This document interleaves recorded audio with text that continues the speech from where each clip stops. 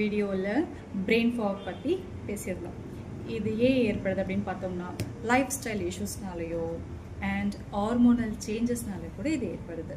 இல்லை mental health issues கூட இது ஏற்படுறதுக்கு சான்சஸ் இருக்குது.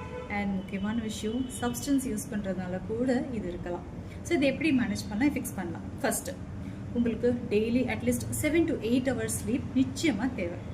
இப்படி பண்ணும்போது அது உங்களுடைய ஃபோக்கஸை இம்ப்ரூவ் பண்ணும், பிரெயினையும் ரீசார்ஜ் பண்ணும். அண்ட் முக்கியமாக உங்களுடைய ஸ்க்ரீன் டைமை கொஞ்சம் லிமிட் பண்ணிக்கலாம். அண்ட் மல்டி டாஸ்கிங்கை கொஞ்சம் கூட அவாய்ட் பண்ணிவிடுங்க. இது உங்களோட பிரெயினுக்கு எக்ஸ்ட்ரா லோடு மட்டும்தான் தருமே தவிர வேறு எந்த ஒரு பெனிஃபிட்டும் தராது.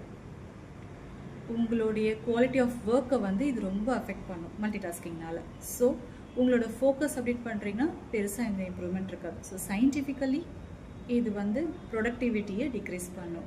நெக்ஸ்ட் முக்கியமான விஷயம் ஹைட்ரேட்டடாக இருக்கணும். ஸோ ஃபிசிக்கல் ஆக்டிவிட்டீஸ் ரொம்ப இம்பார்ட்டண்ட்.